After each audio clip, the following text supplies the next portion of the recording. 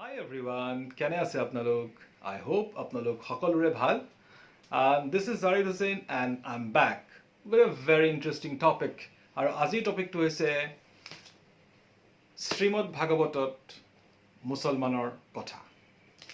So এই কথাখিনি জানিম, কিন্তু ইয়াৰ লগতে মই আৰু এটা কথা কৈ থওঁ যে যিহেতু এতিয়া লকডাউন চলি আছে, so এইটো টাইমত কিতাপ পঢ়িবৰ কাৰণে এটা বেষ্ট সময় বুলি মই ভাবোঁ. So last video মই আপোনাক কৈছিলোঁ যে one of the best book, one of the most important book that you should study in your lifetime, and during this lockdown সেইটো সবতকৈ বেষ্ট টাইম হয়, সেইখন হ'ল কুৰাণখন মই পঢ়িব কৈছিলোঁ. I have given reasons, মই তাত ৰিজনবিলাক দিছিলোঁ কিয় আপোনালোকে কুৰাণ পঢ়িব লাগে. ঠিক তেনেকৈ আজি মই এখন ছেকেণ্ড কিতাপ আপোনালোকৰ ওচৰত লৈ আহিছোঁ. এইখন হ'ল আপোনাৰ শ্ৰীমদ ভাগৱত. এইখন এখন ইম্পৰ্টেণ্ট কিতাপ. এগেইন লকডাউন চলি আছে, খুব ধুনীয়া সময়, গতিকে আমি এইবিলাক ইম্পৰ্টেণ্ট, অতিকৈ ইম্পৰ্টেণ্ট কিতাপ, এইবিলাক বিৰাট বিৰাট ইম্পৰ্টেণ্ট কিতাপ, এইবিলাক পঢ়িব লাগে. So' this is another important recommendation মোৰ ফালৰ পৰা আপোনালোকক, যে প্লিজ এইখন কিতাপ কালেক্ট কৰি হ'লেও হওক বা কিনি হ'লেও হওক আপোনালোকে পঢ়ক. চ' এতিয়া আহিছোঁ আজি টপিকটোলৈ. মই কৈছোঁ আজি টপিকটো হৈছে শ্ৰীমদ ভাগৱতত মুছলমানৰ কথা. তো আমি সকলোৱে জানো শ্ৰীমদ ভাগৱতখন একচুৱেলি লিখিছে গ্ৰেট পলিমেথ শ্ৰীমন্ত শংকৰদেৱে. চ' আজি তেখেতৰ এটা বিৰাট ডাঙৰ অৱদানৰ ভিতৰত এটা অৱদান হৈছে আপোনাৰ শ্ৰীমদ ভাগৱত.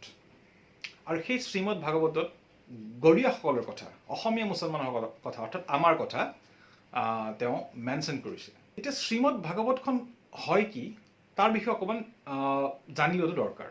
চ' এইবিলাক বুজিবৰ কাৰণে আমি হিন্দু স্ক্ৰিপচাৰৰ ওপৰত অলপ জানি ল'ব লাগিব. কেনেকুৱা হিন্দু স্ক্ৰিপচাৰবিলাক কেনেকুৱা ধৰণৰ স্ক্ৰিপচাৰ্ছ আছে. মেইনলি হিন্দু স্ক্ৰিপচাৰ্ছটো দুটা ভাগত ভাগ কৰিব পাৰি. এটা হৈছে আপোনাৰ শ্ৰুতিজ, আনটো হৈছে স্মৃতিজ. শ্ৰুতিবিলাক হৈছে আপোনাৰ, শ্ৰুতি মানে that is hard. Again Shrutis are divided into two types, the Vedas and Upanishads. Vedas যেনেকৈ আপোনাৰ ঋগ্বেদ, অথৰ্ববেদ, সামবেদ, য়জুৰ্বেদ. তাৰপিছত আপোনাৰ ছেকেণ্ড টাইপছ অফ শ্ৰুতি হৈছে আপোনাৰ উপনিষাদছবিলাক. বহুত উপনিষাদছ আছে, ঠিক আছে. এৰাউণ্ড 108 উপনিষাদছ আৰ দেৰ, লাইক কথো উপনিষাদছ, শ্বেতাশ্বতৰা উপনিষাদছ, ছন্দোগ্য উপনিষাদছ, এক্সেট্ৰা এক্সেট্ৰা. গতিকে বেদাছ আৰু উপনিষাদবিলাকক আমি শ্ৰুতিজ বুলি কওঁ. আৰু এই দুই ধৰণৰ স্ক্ৰিপচাৰ্ছবিলাকক সাধাৰণতে অথৰিটিজ হয়. The Vedas are the top most authorities of Hinduism. তাৰপিছত আহিছোঁ আপোনাৰ স্মৃতিজলৈ. স্মৃতি বুলি কোৱাৰ লগে লগে আহিব আপোনাৰ প্ৰথমতে পুৰাণবিলাক, পুৰাণ মানে হ'ল এনচিয়েণ্ট. আৰু স্মৃতিবিলাক হৈছে পুৰাণ আৰু আমাৰ এপিক দুখন. পুৰাণ অৰ্থাৎ হৈছে আপোনাৰ যেনেকৈ আপোনাৰ ভৱিষ্য পুৰাণ, ভাগৱত পুৰাণ, তাৰপিছত আপোনাৰ কালকি পুৰাণ, শিৱ পুৰাণ, এক্সেট্ৰা এক্সেট্ৰা এক্সেট্ৰা. আৰু ইতিহাসবিলাক হৈছে আপোনাৰ আমাৰ এপিক দুখন হৈছে আপোনাৰ মহাভাৰত আৰু ৰামায়ণ. আৰু মহাভাৰতৰে পাৰ্ট হ'ল Gita. And Gita is one of the most popular Hindu scripture among the Hindu population. এতিয়া আহিছোঁ, এতিয়া মানে বুজি পালে শ্ৰুতিজ কি, স্মৃতিজ কি, আৰু স্মৃতিজত কি কি আহে. পুৰাণ আহে, ইতিহাসবিলাক আহে. এতিয়া এই পুৰাণৰে এখন পুৰাণৰ নাম মই কৈ গ'লোঁ, সেইখনৰ নাম হ'ল ভাগৱত পুৰাণ. আৰু এই ভাগৱত পুৰাণখনকে শ্ৰীমন্ত শংকৰদেৱে ট্ৰান্সক্ৰিয়েট কৰি আমাক শ্ৰীমদ ভাগৱত এইখন দিয়ে. ট্ৰান্সক্ৰিপশ্যন হৈছে কি, এইখনত যোনখন ভৱিষ্য পুৰাণ, যোনখন পুৰাণ হয়, সেইখনৰ মেছেজটোৱে ইয়াত আছে. এইখন ঠিক আছে, তেখেতে লিখা যোনখন শ্ৰীমদ ভাগৱত, সেইখনৰ মেছেজটো ইয়াত আছে. কিন্তু কিছুমান বস্তু তেওঁ অলপ সাল সলনি কৰিছে. ফৰ এক্সাম্পল, আপুনি ভাগৱত পুৰাণখন যদি পঢ়ে, তাত ধৰি লওক যিবিলাক ট্ৰাইবছৰ কথা লিখা আছে, লাইক আন্ধ্ৰ ট্ৰাইবছ, পোকাচা ট্ৰাইবছ, ইত্যাদি ইত্যাদি ইত্যাদি. সেই ট্ৰাইববিলাকৰ ঠাইত অসমত এভেইলেবল যোনবিলাক জাতি জনজাতি আছিলে সেই সময়ত, যেনেকৈ আপোনাৰ খাচী, গাৰো, মিৰি, তুৰুক, জৱন, ঠিক আছে, সেইবিলাক ইয়াত সোমোৱাই দিয়ে. আৰু যোনবিলাক অসমত ট্ৰাইব যোনবিলাক অসমত নাপাইছিলে সেইবিলাক আঁতৰাই দিয়ে. চ' সেই তেনেকৈ ধৰণে যেতিয়া লিখা হয় ট্ৰান্সলেশ্যন প্লাছ নিজৰ ক্ৰিয়েশ্যন সেইটোকে ট্ৰান্সক্ৰিয়েশ্যন বুলি কোৱা হয় so' Shrimad Bhagavata is the transcreation of Bhagavata Purana so' এইখন হ'ল in short what Bhagavata Purana is Bhagavata Purana কি হয় ইন শ্বৰ্ট চ' এতিয়া আহিছোঁ আজিৰ টপিকটোলৈ আৰু আজিৰ টপিকটো আছিল শ্ৰীমদ ভাগৱতত মুছলমানৰ কথা কিনো আছে মুছলমানৰ কথা মই পঢ়ি শুনাৰ আগতে প্ৰথমতে মই ভাগৱতখনৰ পৰা ডাইৰেক্টলি পঢ়ি শুনো তাৰপিছত মই ইয়াৰ পৰা আপোনাক এক্সপ্লেইন কৰি আছোঁ আৰু স্কলাৰসকলে কি কৈছে তেওঁলোকৰ মই মন্তব্যবিলাক বা অপিনিয়নবিলাক বা ভিউ পইণ্টছবিলাক শুনাম আপোনালোকক কিৰাত কছাৰী খাচী গাৰু মিৰি যৱন কংক গোৱাল অসম মুলুক ধুবাজে তুৰুক কুমাৰ ম্লেচ চণ্ডাল ইয়াত আপুনি শুনা পাইছে যে কেইটামান ট্ৰাইবছৰ কথা ডিছকাছ কৰি আছে কিৰাত কছাৰী খাচীৰ কথা কৈছে গাৰুৰ কথা কৈছে তুৰুক কাৰ কথা কৈছে জানে তুৰুক মানে হ'ল মুছলমান তুৰুক মুছলমানসকলক কৈছে তাৰপিছত কৈছে যে তুৰুক মানে টাৰ্কিছ অৰিজিন যিখিনি মানুহ ইয়ালৈ আহিছিলে ঠিক আছে 1205 চনৰ পৰা যে অহা আৰম্ভ কৰিলে মহম্মদ বিন বখতিয়াৰৰ লগত অহা আৰ্মিখিনি ঠিক আছে 1205 চন তেতিয়া আপোনাৰ আহোমসকলৰ অহাৰ প্ৰায় 20-25 বছৰ আগৰ কথা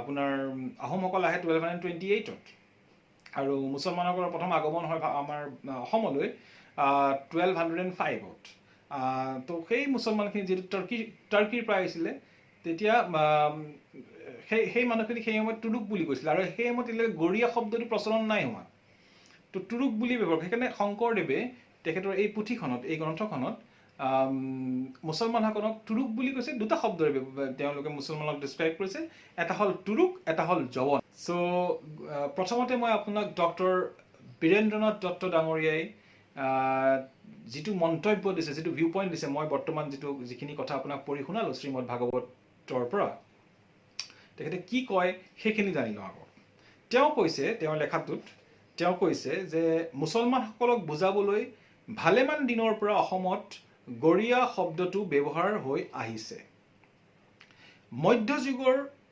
অসমীয়া সাহিত্যত মুছলমানক বুজোৱা হৈছিল যৌৱন অভিধাৰে যৌৱন শব্দটো ব্যৱহাৰ কৰিছিল মুছলমানৰ কাৰণে যৌৱন মানে নন হিন্দুক বুজায় আৰু ডক্টৰ বীৰেন্দ্ৰনাথ দত্তই কৈছে যে স্পেচিয়েলি ইয়াত এক্সক্লুচিভলি মুছলিমকেই বুজোৱা হৈছে আন কোনো ধৰ্মক বুজোৱা হোৱা নাই এইটোৱেই তেখেতৰ যিটো এক্সপ্লেনেশ্যন তাৰ পৰা আমি সেইটোৱে বুজিছোঁ